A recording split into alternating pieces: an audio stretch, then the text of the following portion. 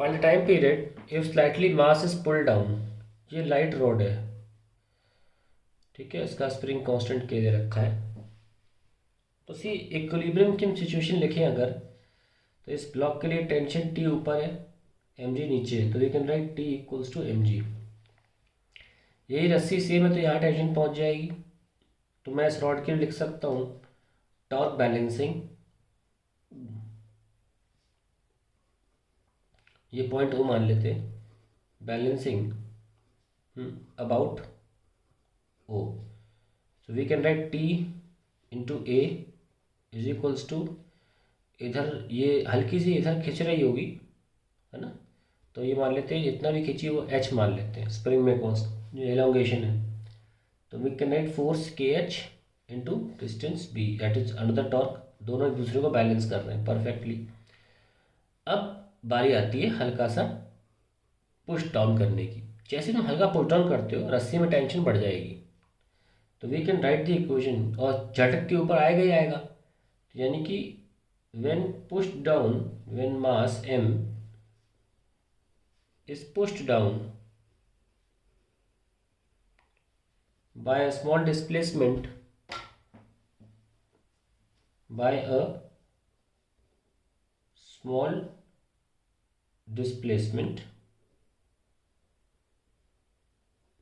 x, तब T dash minus M g हो जाएगा इक्वल्स टू एम ए। आप लिख सकते हैं T dash is greater than T, ठीक है, टेंशन बदल जाएगी।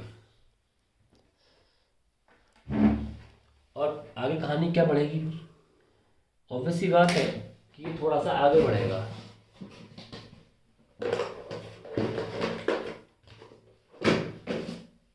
ये रॉड अब हल्की ज़्यादा एलोंगेट हो जाएगी, मतलब टिल्टेड हो जाएगी अपनी जगह से, मतलब मैं काफ़ी बड़ा दिखा रहा हूँ लेकिन होगी ज़रूर, इसीलिए दिखा रहा हूँ ताकि दिख जाए। तो अभी एच नहीं रहेगा, थोड़ा एच से ज़्यादा होगा, हम उसको डेल्टा मान सकते हैं, ठीक है।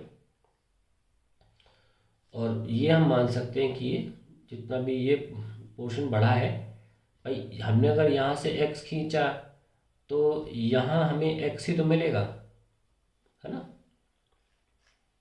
यहाँ से जितना नीचे जाएगा उतना रस्सी यहाँ से भी पुल कर लेगी इस पोर्शन को एक्स, पर ये एक्स नहीं है, ये डेल्टा एक्स नहीं है, वो हमें लिखना है। कैसे लिखना है देखते हैं। तो अब कहानी यहाँ बढ़ेगी आगे ऐसे कि ये टी डैश इंटू ए है इधर की तरफ, और हम लिख सकते हैं माइनस जो टॉर्क यहाँ पर है के, अब एच में ये डेल्टा जोड़ना पड़ेगा हमको इंटू बी, ठीक है, is equals to net torque. Net torque, अब नेट टॉर्क तो आई अल्फा होता है, पर रॉड का तो मास ही नहीं है, तो फिर बैलेंस कर दो, ज़ीरो मान लो इसको, तो बैलेंस करना पड़ेगा। T dash A equals to K H plus delta into B. अब डेल्टा कैसे निकालें, सिमिलैरिटी ऑफ ट्राइंगल की मदद से निकाल सकते हैं।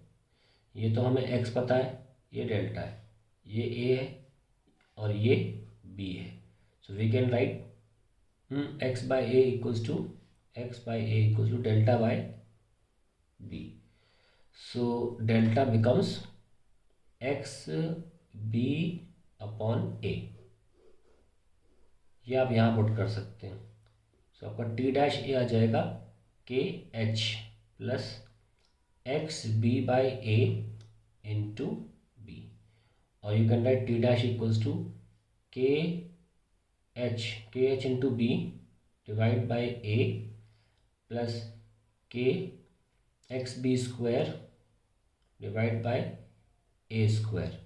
तो टी डैश निकाल लिया, अब इस इक्वेशन में रखेंगे और सॉल्व हो जाएगा। और रखते हैं इस इक्वेशन में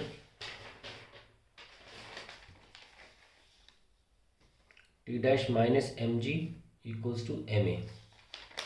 टी डैश आ रहा है मेरा K H B by A plus K X B square by A square minus M G equals to M ए।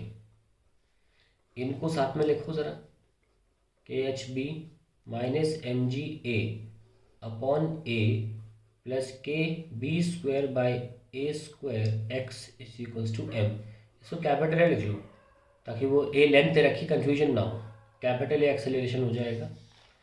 अब देखिए यहाँ पर के एच बी और एम जी ए बराबर आ रहा है क्योंकि टी बराबर एम जी था। तो देखिए एम जी ए और के एच बी बराबर है, तो ये कैंसिल हो रहा है, ये टर्म ज़ीरो हो गई। तो एक्सेलरेशन आ गया K B square by M A square x.